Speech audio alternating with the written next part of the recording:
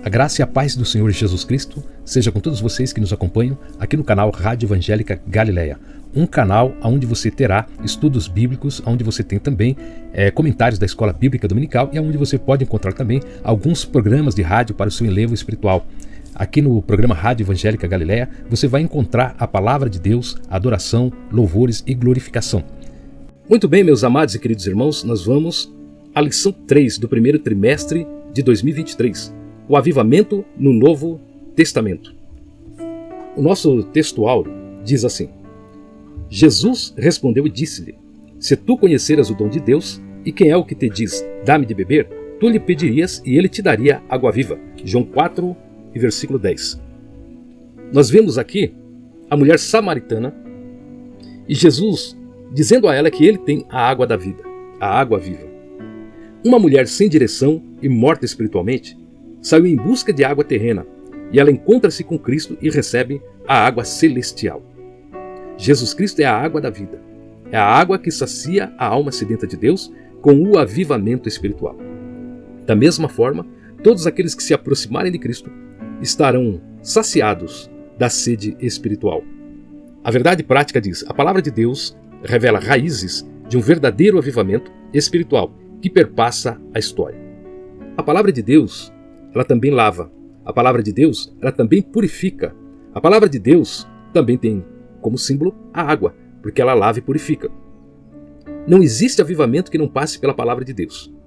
Do contrário, não passa de movimento humano. Qualquer avivamento que está distante da palavra de Deus é movimento humano, não é avivamento que vem de Deus. A nossa leitura bíblica em classe está em João capítulo 4, do versículo 7 ao 15. Veio uma mulher de Samaria tirar água, disse-lhe Jesus: dá-me de beber. Porque os seus discípulos tinham ido à cidade comprar comida. Disse-lhe, pois, a mulher samaritana: como sendo tu judeu me pedes de beber a mim, que sou mulher samaritana? Porque os judeus não se comunicam com os samaritanos. Jesus respondeu e disse-lhe: se tu conheceras o dom de Deus, e quem é o que te diz, dá-me de beber, tu lhe pedirias, e ele te daria água viva. Disse-lhe a mulher: Senhor, tu não tens com que tirar, e o poço é fundo. Onde, pois, tens a água viva? És tu maior do que Jacó, o nosso pai, que nos deu o poço, bebendo ele próprio, dele e os seus filhos e o seu gado? Jesus respondeu e disse-lhe: qualquer que beber desta água tornará a ter sede, mas aquele que beber da água que eu lhe der nunca terá sede, porque a água que eu lhe der se fará nele uma fonte de água a jorrar para a vida eterna. E disse-lhe a mulher: Senhor, dá-me dessa água, para que não mais tenha sede e não venha aqui tirá-la. Os objetivos da lição, irmãos, é apresentar o avivamento nos evangelhos. Nos evangelhos, nós aprendemos a orar, aprendemos a jejuar, aprendemos a evangelizar, aprendemos a visitar, aprendemos tudo com Jesus e com os apóstolos. E também é saber como se deu o avivamento no livro de Atos dos Apóstolos. O Atos dos Apóstolos, eles nos ensinam de tudo, a como buscar o avivamento espiritual, o que é o avivamento espiritual, como manter o avivamento espiritual e as consequências de um avivamento espiritual. Isso é o que nós vamos ver nesta lição de hoje. E também conhecer o avivamento nas epístolas e no Apocalipse. Os princípios divinos para a prática de vida cristã nos levam ao avivamento espiritual. E é isso que nós vamos aprender nas epístolas gerais ou universais. Jesus Cristo avivou os apóstolos e os discípulos. Jesus Cristo, ele é o mestre do avivamento. Jesus Cristo é o doador do avivamento. Jesus Cristo é o realizador do avivamento. Qualquer outro avivamento que não veio de Jesus Cristo, que não veio de Deus, que não veio do Espírito Santo, que não veio da palavra de Deus, é movimento humano, não é avivamento espiritual. São coisas humanas, costumes humanos, atitudes humanas, louvores humanos, tudo é humano, mas não é espiritual. E tudo aquilo que é humano, se ele se afastar de Deus, ele acaba virando diabólico. Então há um perigo aí que nós temos que tomar cuidado. Os apóstolos e esses discípulos levaram o avivamento a todo o Império Romano. Os apóstolos e os discípulos, quando receberam o batismo com o Espírito Santo, lá em Atos 2, aqueles discípulos e apóstolos medrosos que viviam escondidos, eles saíram a proclamar o Evangelho para todo o Império Romano. Foi aonde muitos gentios aceitaram Jesus Cristo como Senhor e Salvador. Milhões de almas foram salvas. Hoje a igreja precisa deste avivamento para levar o Evangelho a todos. Este avivamento espiritual da igreja primitiva é o modelo do avivamento espiritual para a igreja de hoje. Então existem várias denominações, igrejas, livros, vídeos, filmes ensinando sobre avivamento espiritual, mas não é o avivamento espiritual da igreja primitiva. A igreja primitiva é o modelo de tudo. Nós temos que viver na doutrina dos apóstolos e dos profetas. O fundamento da igreja é Cristo. O princípio de tudo está na igreja primitiva. Então, o avivamento, ele tem como modelo o avivamento da igreja primitiva, o avivamento para a igreja de hoje. Tópico 1. O avivamento nos evangelhos. O evangelho, ele é a última revelação de Deus ao mundo. Existem outras revelações que o homem criou. Existem outros evangelhos que dizem que são a última revelação. Existem outros livros que se dizem espirituais que se chamam de outra revelação. A última revelação ao mundo foram os evangelhos. Foi a última revelação que Deus deu ao mundo. O avivamento espiritual para a igreja de hoje está nos evangelhos. Vamos falar primeiramente do evangelho de João. O evangelho de João não é um evangelho sinótico. O que quer dizer sinótico? Segundo a nossa revista de escola bíblica dominical, literalmente, eis o que significa este vocábulo, sinótico. O que de um só golpe de vista abrange várias coisas. Assim são chamados os 3 primeiros evangelhos. Embora enfoquem a vida de Jesus por diferentes prismas, Mateus, Marcos e Lucas, João não é um sinótico. Porém, Mateus, Marcos e Lucas proporcionam, em virtude de suas semelhanças, uma visão de conjunto da vida, do ministério e da paixão de Jesus, nosso Senhor. Então, meus amados irmãos, há vários episódios sobre a vida de Jesus que Mateus, Marcos e Lucas contam acrescentando alguma coisa ou com alguns detalhes a menos. Porém, é o mesmo episódio. É como se uma pessoa visse um acidente de automóvel e contasse de uma forma, e alguém visse este mesmo acidente de automóvel numa distância maior e contasse de uma outra forma. É como se alguém estivesse do lado do carro e contasse de uma forma aquele acidente, e alguém estivesse atrás do carro e contasse aquele acidente de uma outra forma. Então, os evangelhos sinóticos são evangelhos que contam o mesmo evento de um ponto de vista diferenciado. Por exemplo, o livro de Marcos, o Evangelho de São Marcos, foi o primeiro a ser escrito. E Mateus, quando escreveu o Evangelho seu, ele bebeu na fonte do Evangelho de São Marcos. E o evangelista Lucas, ele no seu próprio livro, ele já diz que ele consultou outras fontes de informações para escrever o seu Evangelho. E uma dessas foi o livro de São Marcos.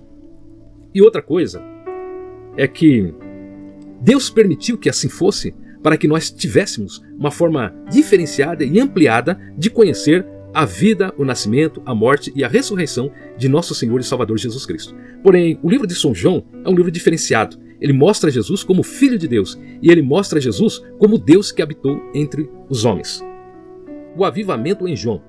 O Evangelho de São João foi escrito entre 80 e 95 depois de Cristo. E de acordo com João 4,14, Jesus ele é a fonte da água da vida eterna. Jesus Cristo é a fonte da água que sacia a sede do homem que está distante de Deus, daquele que tem sede de Deus. Jesus também é o pão da vida. Ele é aquele que sacia a fome espiritual do homem que está perdido nos seus delitos e no caminho do pecado. O livro de São João, ele revela a missão redentora de Jesus. Ele mostra que Jesus Cristo veio para salvar. Ele mostra que Jesus veio para redimir o pecador. Ele mostra que Jesus Cristo veio em busca daquele que estava perdido. Ele mostra a divindade de Cristo. Ele mostra Jesus Cristo como Filho de Deus. Ele é um tratado para a igreja de hoje, mostrando que Jesus Cristo ele é divino, que Jesus Cristo é Deus. No princípio o verbo era Deus e ele estava com Deus. Então o apóstolo São João, ele nos mostra que Jesus Cristo ele veio para salvar o homem perdido no seu pecado, para salvar o pecador. Ele mostra o Jesus divino que veio para curar as enfermidades dos pobres, necessitados, enfermos e doentes. Ele mostra o Jesus que veio tirar o homem das trevas e levar o homem à espiritualidade, ao conhecimento de Deus. Ele mostra o Jesus que ele veio para restaurar a vida espiritual do homem, a vida emocional do homem e a vida física do homem. Para que haja um avivamento espiritual, é necessário acreditar que Jesus Cristo é Deus. É necessário acreditar que o Espírito Santo é Deus. E é necessário saber que Jeová é quem dá o avivamento espiritual por meio do seu Filho Jesus Cristo, que recebeu toda a autoridade nos céus e na terra, e é o Espírito Santo de Deus que governa a igreja, que cuida da igreja, que transforma a igreja, que eleva a igreja até Deus. É o Espírito Santo que aviva os crentes. Então, para que haja um avivamento espiritual, é necessário crer que Jesus Cristo está entre nós. Que Jesus Cristo é o batizador, é o que batiza no Espírito Santo. É preciso acreditar que Deus ele dá o Espírito Santo de Deus a todo aquele que o buscar. Agora nós vamos falar sobre os evangelhos sinóticos, Mateus, Marcos e Lucas. Começando no livro de Mateus. O livro de Mateus foi escrito cerca de 60 anos depois de Cristo. Ele é o evangelho do rei. Ele mostra Jesus como rei.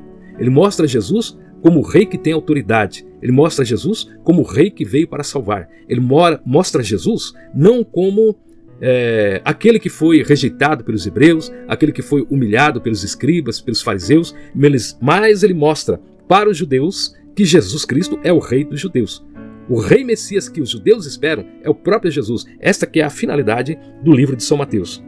Por isso que no livro de São Mateus, muitas e muitas vezes se repete a frase reino dos céus e também o termo reino e também a palavra reino de Deus. É repetido constantes vezes.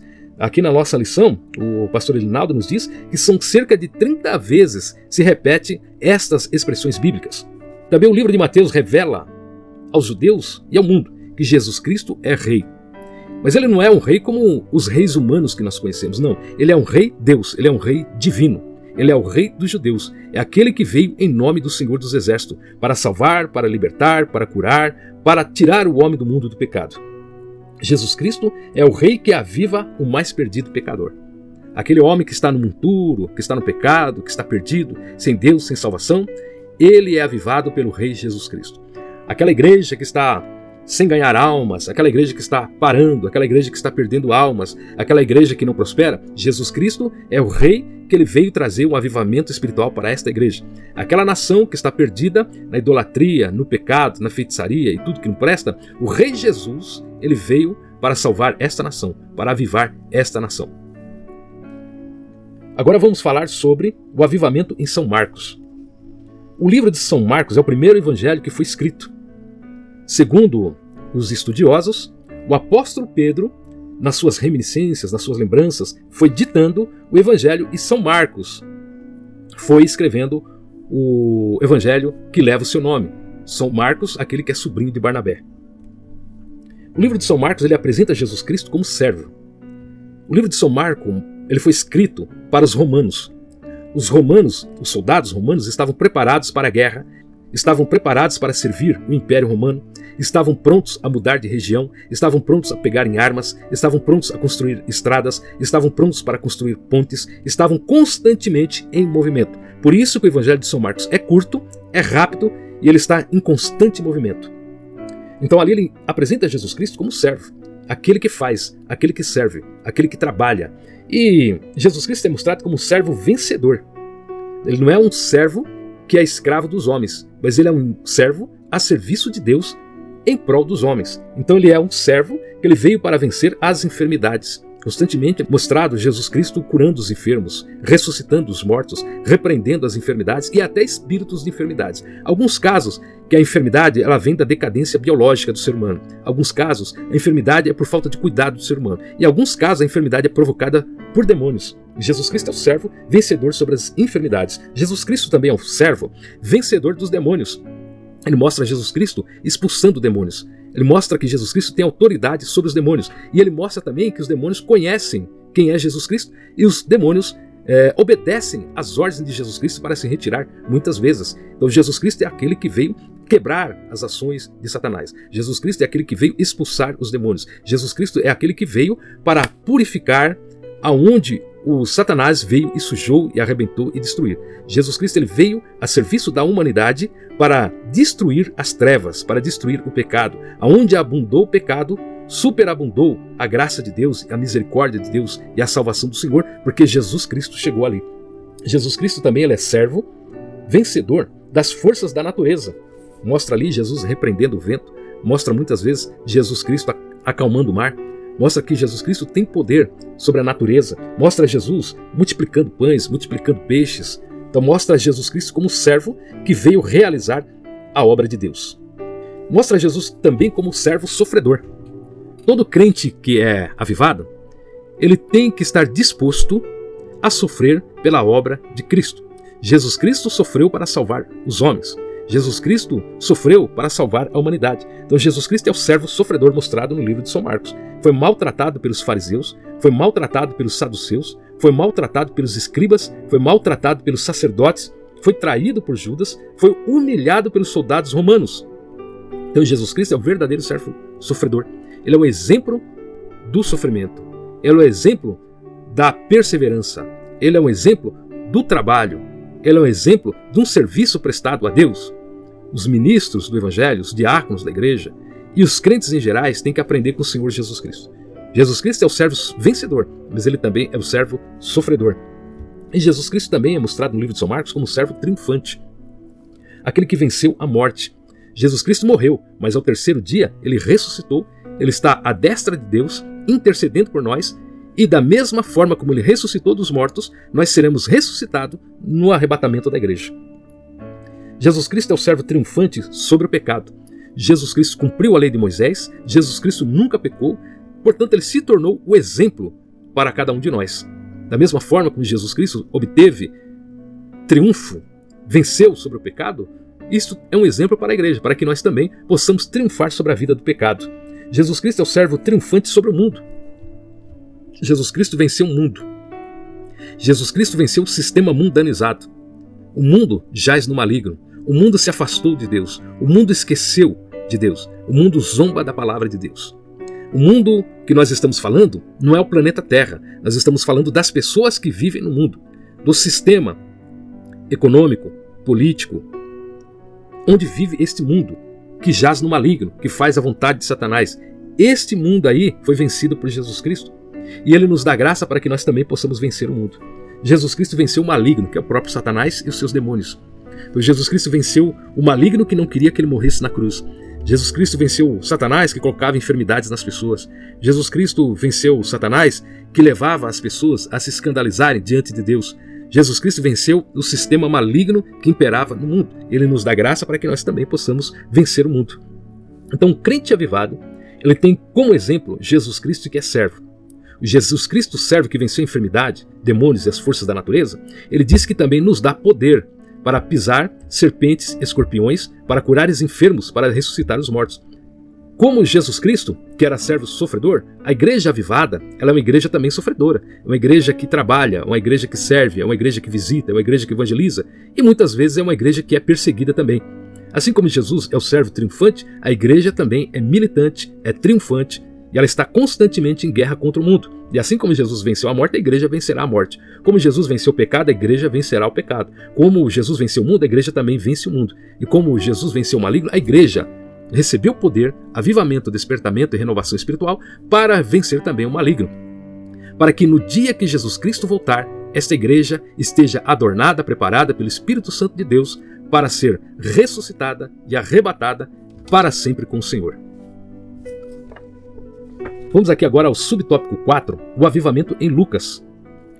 Lucas é conhecido como o médico amado. Ele foi chamado lá em Colossenses pelo apóstolo Paulo como o médico amado. Então, já dá para perceber que era um homem de conhecimento, era um homem de sabedoria. O livro de São Lucas foi escrito num grego refinado, e ele foi escrito para Teófilo, que era uma autoridade. E nesse livro, o São Lucas, ele dá uma pista de que ele procurou se informar o máximo possível para poder escrever o seu evangelho. O evangelho de Lucas foi escrito para os gentios, para os gregos. Então, em Lucas é mostrado o Jesus Cristo que está próximo das pessoas. Ele mostra Jesus Cristo que está próximo dos pecadores, dos publicanos. Ele mostra um Jesus que está próximo das mulheres, das crianças. Por isso o evangelho de Lucas mostra Jesus como o Filho do Homem. Ele mostra o Jesus Cristo o homem. O evangelho de São João mostra Jesus como divino. O evangelho de Marcos mostra Jesus como servo.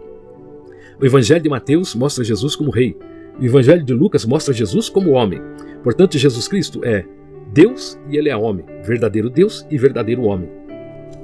Portanto, o evangelho de Lucas é o que mais retrata a humanidade de Jesus. Ele mostra Jesus comendo, ele mostra Jesus dormindo, mostra Jesus cansado, mostra Jesus chorando. Ele retrata com pormenores, com vários detalhes, minuciosamente, o nascimento de Jesus. Detalhes que não está em Mateus, que não está em Marcos, que não está em João. Ele mostra como foi o nascimento de Jesus. Ele menciona a mensagem dos anjos aos homens quando Jesus nasceu. Tudo indica que um novo tempo chegou, né? Ele mostra que Jesus, ele é homem como os homens. Lá no livro de Hebreus, mostra que Jesus sofreu as mesmas dores, os mesmos eventos, as mesmas necessidades que nós, para que agora, como sumo sacerdote eterno, ele possa interceder por nós. Jesus, ele é o homem chamado renovo, segundo a palavra de Deus. Se ele é o homem chamado renovo, que é o homem que, como uma raiz que brotou numa terra seca, que é a figura de um povo morto nos seus delitos, nos seus pecados, Jesus, o homem chamado renovo. Então ele é o homem que vem renovar o pecador, é o homem que vem renovar o perverso, é o homem que vem renovar o iníquo. Jesus Cristo é o homem que pega aquele que tem a descendência adâmica, e ele traz esse homem das trevas, coloca ele na sua maravilhosa luz. Esse homem que era um jebuseiro, agora ele é enxertado na oliveira. Esse homem que vivia no pecado, como a porca que está na lama, ou como um cachorro que está no vômito, agora esse homem é transformado em filho de Deus. Jesus Cristo se fez homem para que nós nos tornássemos filhos de Deus. Jesus é o homem chamado renovo. Portanto, o avivamento espiritual vem por meio de Jesus Cristo. Agora nós vamos para o tópico 2, o avivamento nos Atos dos Apóstolos. Atos dos Apóstolos, ele vai nos narrar todos os episódios, eventos que aconteceram na igreja primitiva, da igreja primitiva ao mundo dos gentios. Ele vai nos mostrar como a igreja primitiva evangelizava, como a igreja primitiva plantava igrejas, como a igreja primitiva fazia a obra de Deus. Ele vai nos mostrar tudo, e tudo que é mostrado em Atos dos Apóstolos são ensinamentos para a igreja de hoje. Subtópico 1, o avivamento na igreja primitiva. Após o avivamento de Jesus, acontece o avivamento do Espírito Santo. Então Jesus Cristo avivou os 12 apóstolos, deu ordem para que eles fossem e aguardassem o revestimento de poder, o batismo no Espírito Santo. Lá em Atos 2, eles estavam nos cenáculos reunidos, cerca de 120 irmãos, eram 500 que viram Jesus ser assunto ao céu, ser elevado ao céu, mas lá no cenáculo tinha só 120. Ninguém sabe o que aconteceu com os outros 500. Então é sempre assim. Quando há uma volta da igreja para buscar o batismo com o Espírito Santo, tem muita gente que persevera e tem muita gente que desiste, da mesma forma que aconteceu naqueles dias. Então lá, reunidos no cenáculo, o Espírito Santo veio sobre eles. Aqueles crentes medrosos, apavorados, tristes, desanimados, foram avivados pelo poder do Espírito Santo e saíram a pregar o Evangelho lá em Jerusalém, nas cidades gentílicas, por todo o Império Romano, e esse Evangelho chegou até nós. Jesus Cristo é o que batiza com o Espírito Santo. Não tem como alguém batizar outro no Espírito Santo. Esses movimentos onde as pessoas têm que pegar conduções, aviões, navios, trens, para ir para um outro país, um outro estado, um lugar longínquo para buscar um avivamento espiritual que está acontecendo naquele lugar, isto aí pode ser dispensado, porque para receber o batismo com o Espírito Santo, você pode estar orando no quarto da sua casa. Você pode estar orando dentro de um ônibus, de um trem, do metrô. Você pode estar orando numa vigília, na consagração, no círculo de oração. Você pode receber o batismo com o Espírito Santo no quintal da sua casa, na calçada da sua rua, na casa de alguém.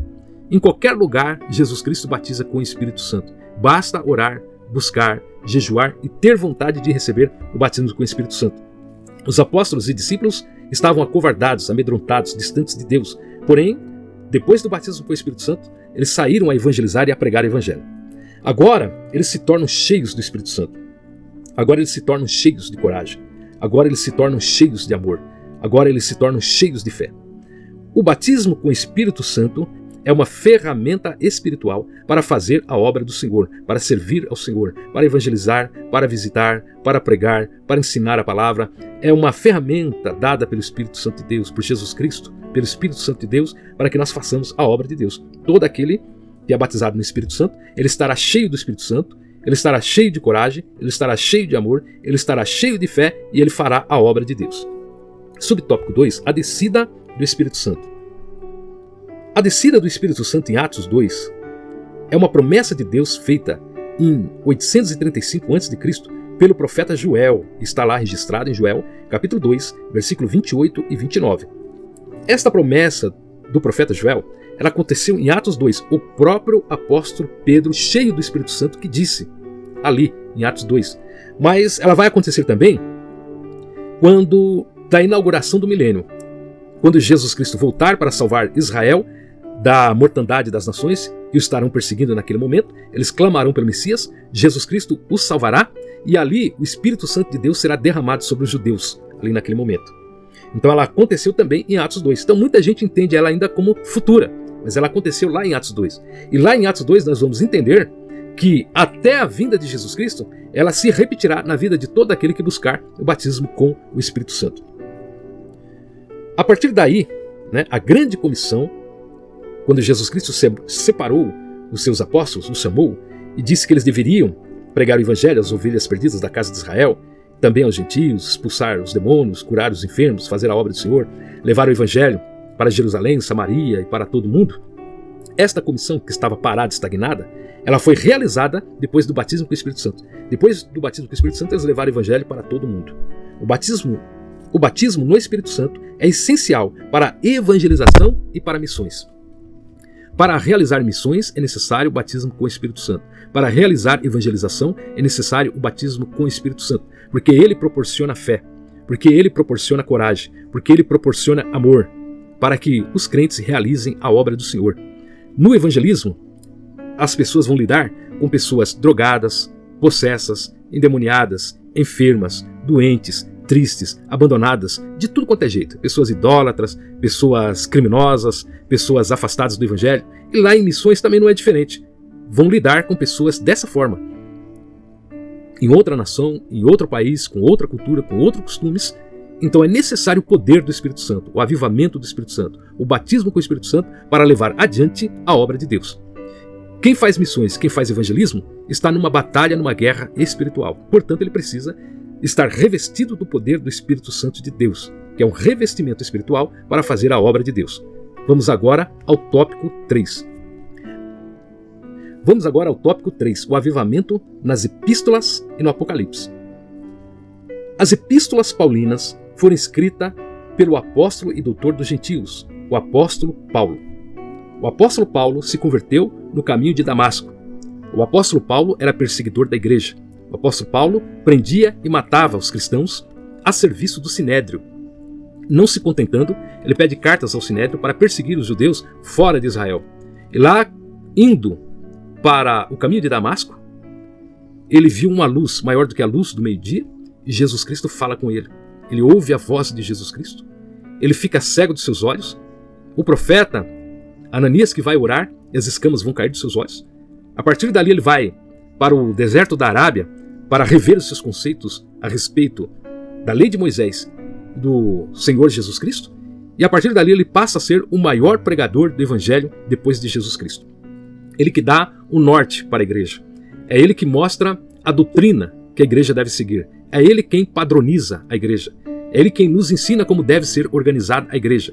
Ele ensina como deve ser administrada a ceia do Senhor. Ele nos mostra como deve ser o batismo nas águas. Ele mostra como deve realizar evangelismo, visitação, missões. Ele é o mestre que vai nos ensinar todas as coisas. A igreja de hoje, ela é estabilizada, ela é pautada, ela é alicerçada nos ensinos do apóstolo Paulo.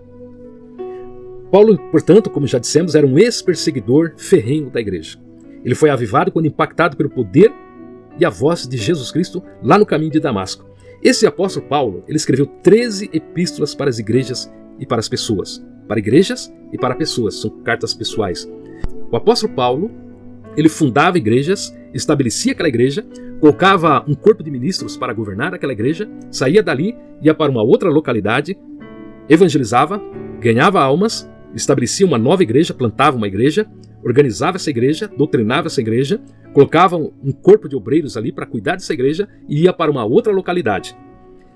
Nesse trabalho de missões, abrindo igrejas, estabelecendo igrejas, separando ministros para cuidar da igreja, quando ele estava numa outra localidade, ele escrevia cartas, epístolas para essas igrejas solucionarem os seus problemas e aprenderem a palavra do Senhor. E essas epístolas, graças a Deus, chegaram até nós. Elas normatizam a igreja de hoje. O apóstolo Paulo, ele falou sobre a justificação pela fé. Ele mostrou que o homem não é justificado pelas suas obras, mas ele é justificado pela fé em Cristo. Como aquele ladrão da cruz que estava ao lado de Cristo, ele reconheceu a salvação em Cristo, recebeu a Jesus Cristo como Salvador, e Jesus Cristo prometeu que naquele mesmo dia ele estaria lá no paraíso. Foi uma pessoa que foi salva, sem obras, mas ele foi justificado porque ele creu em Jesus Cristo. O apóstolo Paulo falou sobre a salvação. A salvação não vem por outro meio. O único mediador, o único que pode salvar é Jesus Cristo o Senhor. Ele falou também sobre a transformação que nós teremos quando os mortos forem ressuscitados e quando os vivos forem arrebatados, todos serão transformados num corpo glorificado, num corpo espiritual, num corpo angelical semelhante aos dos anjos, ao de Cristo, né? A glorificação da igreja, onde nós não estaremos mais sujeitos à matéria, nem ao alimento, nem às enfermidades, nem à morte, nem à tristeza, nem a nada que acontece neste mundo. A glorificação dos nossos corpos. Ele falou sobre o arrebatamento da igreja. Ele nos ensina que Jesus Cristo, de forma invisível, ele arrebata os santos. Os mortos serão ressuscitados e os vivos serão arrebatados e todos iremos ao encontro do Senhor, né? E ali no céu nós participaremos, né, da presença de Jesus Cristo. Ele falou também sobre a ressurreição dos mortos, como nós já falamos aqui. Ele falou sobre a alegria dos salvos. Alegria que está acima da doença. Alegria que está acima da pobreza. Alegria que está acima da necessidade. Mesmo o crente passando por lutas, provas e dificuldades, ele tem a alegria de saber que ele está salvo, que ele já tem a sua salvação. Ele destacou também a necessidade de estar cheio do Espírito Santo. Lá em Efésios ele diz, enchei-vos do Espírito, né? Então ele mostra que é necessário o crente estar sempre avivado. Ele mostra que é necessário o crente buscar renovação. Ele mesmo era um crente avivado. Ele mesmo levou muitas vidas à renovação e ao avivamento espiritual. Ele mesmo era um crente despertado e ele levou muitas pessoas ao despertamento espiritual. Ele era um crente restaurado por Deus que levava a restauração espiritual a milhões de vidas e até hoje ele ainda fala no meio de nós por meio das suas epístolas. Então o apóstolo Paulo foi um instrumento usado por Deus para levar avivamento à igreja primitiva, à igreja gentílica dos tempos bíblicos e também à igreja dos tempos de hoje. No subtópico 2 nós vamos falar agora sobre as epístolas gerais. O avivamento ele tem que estar pautado na palavra de Deus. Então nós estamos falando sobre a palavra de Deus. Nós estamos falando sobre o Novo Testamento. Já falamos sobre os Evangelhos, já falamos sobre Atos dos Apóstolos, já falamos sobre as epístolas paulinas, é tudo palavra de Deus. Agora nós vamos falar sobre as epístolas gerais ou universais. Estas epístolas gerais, elas contêm o princípio que alicerça a igreja cristã de hoje. Ela contém prática de vida cristã. Ela fala de oração, ela fala de jejum, ela fala do amor, ela fala de socorro, ela fala da organização da igreja, ela fala de separação de ministros, ela fala sobre várias coisas a respeito da igreja que é avivada. Uma igreja avivada, que não está firmada na palavra de Deus, ela não é avivada pelo Espírito Santo. Ela é avivada por homens, avivada por costumes, avivada por culturas, avivada por tudo quanto é coisa, menos o avivamento espiritual. Então são 8 epístolas que nós temos. Temos a epístola de Tiago, 1 e 2 Pedro, 1 e 2 e 3 João, de São Judas e algumas outras aí que nós temos também, que são essenciais para manter o avivamento espiritual. Os princípios, a prática de vida cristã, a disciplina espiritual, para que a igreja esteja sempre padronizada segundo a palavra de Deus, estão nas epístolas gerais. Elas revelam a supremacia de Cristo. Jesus Cristo é o primeiro entre nós. Jesus Cristo deve ser sempre glorificado. A obra de Cristo é feita para a glória de Cristo. Nós trabalhamos para salvar os perdidos. Nós trabalhamos para edificar a igreja. Nós trabalhamos para glorificar a Cristo. A supremacia de Cristo está sempre em primeiro lugar. As epístolas gerais nos mostram o valor da fé. Tudo que é feito na obra de Deus é por fé. Nós oramos por fé, contribuímos por fé, visitamos por fé, evangelizamos por fé, vamos à casa do Senhor por fé. Tudo nós fazemos por fé. Sem fé é impossível agradar a Deus. As curas são por fé. O avivamento é por fé. Sem fé, a obra de Deus não acontece. É necessário que nós tenhamos fé para realizar a obra de Deus. Elas revelam também o valor da salvação. Em primeiro lugar, acima de tudo, o avivamento só vem em quem é salvo. Para acontecer o avivamento espiritual, para acontecer o batismo com o Espírito Santo, a pessoa tem que aceitar a Jesus Cristo como Senhor e Salvador. Para que ela seja cheia do Espírito Santo de Deus, para que ela busque o revestimento espiritual, que é o batismo com o Espírito Santo, para que ela receba o avivamento espiritual.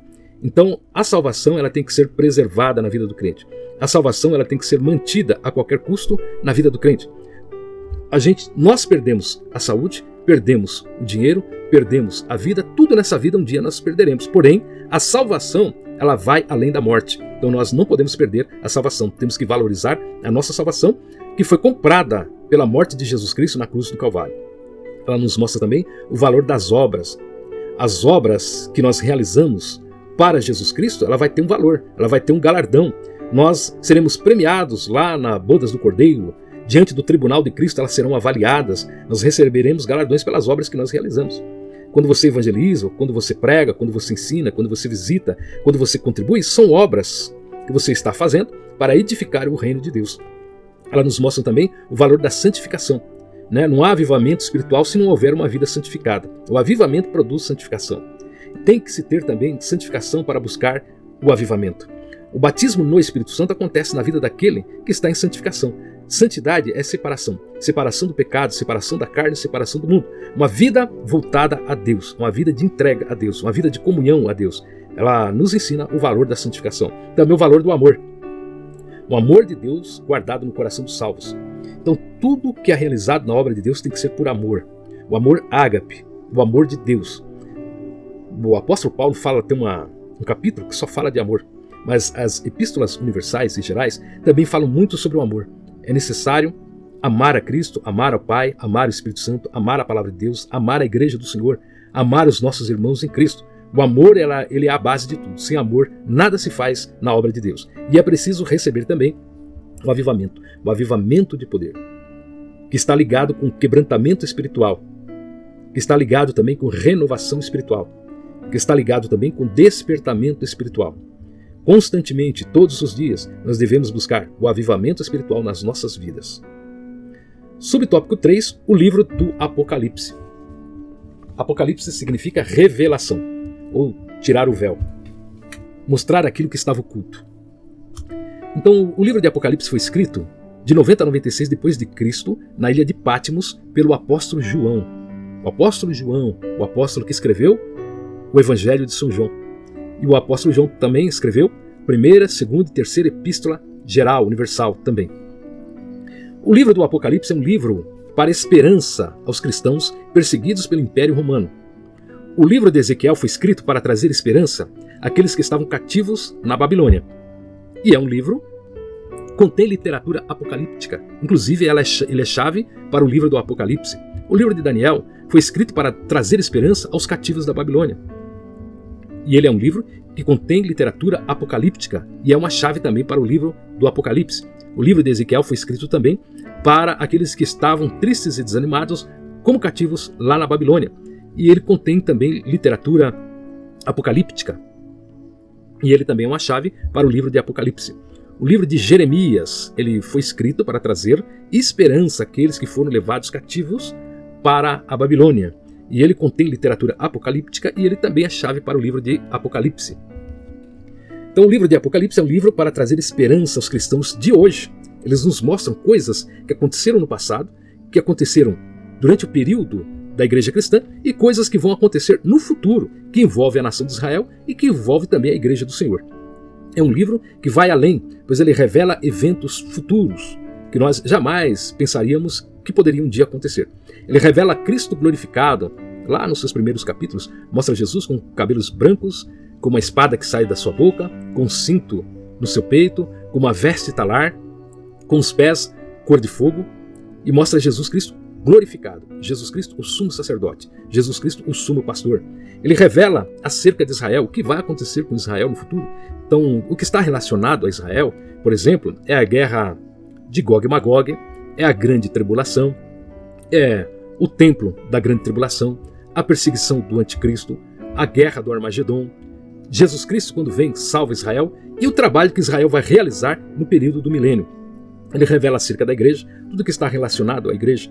Ele fala sobre o arrebatamento da igreja, ele fala sobre a cidade do milênio, ele fala sobre os mártires da grande tribulação, ele fala sobre a nova Jerusalém, ele fala sobre o tribunal do trono branco, ele revela acerca das nações também, as nações que serão julgadas por Cristo, as nações que viverão no milênio, as nações que serão derrotadas na grande tribulação. Ele revela o final dos ímpios, né? Todos aqueles que não aceitaram Jesus Cristo como Salvador, que rejeitaram a palavra do Senhor, que negligenciaram a salvação, serão julgados no tribunal do trono branco e estarão para sempre condenados ao lago de fogo. E também fala sobre a vitória dos salvos que serão ressuscitados, que serão arrebatados e serão transformados, terão um corpo glorificado, que passarão pelo tribunal de Cristo, pelas bodas do Cordeiro, que governarão no período do milênio como reis e sacerdotes do Cordeiro de Jesus Cristo e que viverão para sempre com o Senhor. Fala sobre as bodas do Cordeiro, tribunal de Cristo, que já nos referimos, que são dois eventos que acontecerão no período da grande tribulação aqui na Terra. Fala sobre o milênio, que é o período de paz, período de prosperidade, o período onde que Deus construirá o templo, que Deus construirá a Nova Jerusalém, que Jesus Cristo será o sacerdote nesse templo lá em Jerusalém, onde o conhecimento do Senhor será sobre toda a terra, onde as pessoas correrão aos judeus para terem conhecimento do Senhor. Não haverá mortalidade infantil, nem mortalidade de adolescentes, nem mortalidade de jovens, as pessoas morrerão de velhas. Fala do rio da água da vida, né, que corre do trono de Deus, e que também corre lá do templo do milênio, debaixo do templo do milênio, e sai pela porta oriental e vai para o vale do Arabá, e ali nascerão muitas árvores e a água do Mar Morto será sarada, e ali produzirá abundância de peixes, né? E fala sobre todas essas coisas, fala sobre o tribunal do trono branco, que nós já falamos, que é o último julgamento, onde Cristo será lhe dado o poder de julgar, ele será juiz dos vivos e dos mortos, e ali ele julgará todos os pecadores de todas as eras. Não é um julgamento para a igreja, é um julgamento para todos os pecadores. E ele falará sobre o mundo vindouro, né? Novos céus e novas terras, e onde o mar já não mais existe. O estudo do Apocalipse ele promove um despertamento e avivamento espiritual. Todas as vezes que o livro do Apocalipse é estudado, tem uma bênção espiritual. Logo no primeiro capítulo ele já fala que é uma bênção especial para aquele que estuda o livro do Apocalipse, para aquele que medita no livro do Apocalipse, e ele promove um avivamento espiritual, ele traz esperança para a igreja. Por isso que o seu estudo, a sua meditação não pode ser negligenciada. O Novo Testamento ele revela o plano de Deus para o mundo. Ele mostra qual é o direcionamento de Deus. Ele mostra qual é a vontade de Cristo. Ele mostra qual é o padrão da igreja. Ele mostra o alicerce da igreja, o fundamento da igreja, que é Cristo. Ele mostra a doutrina dos apóstolos e dos profetas. Ele mostra a igreja modelo, que é a igreja primitiva, para a igreja dos dias de hoje. Ele dá a direção espiritual à igreja. Por isso, o ensino, a meditação do Novo Testamento não pode ser negligenciado na igreja de hoje. Deus te abençoe. Esperamos você aqui neste mesmo canal. E é com muita alegria e muita satisfação que nós estamos aqui junto com você, meditando na Santa Palavra do Senhor. Deus abençoe a sua casa, Deus abençoe a sua vida, Deus abençoe a sua família, em nome de Jesus.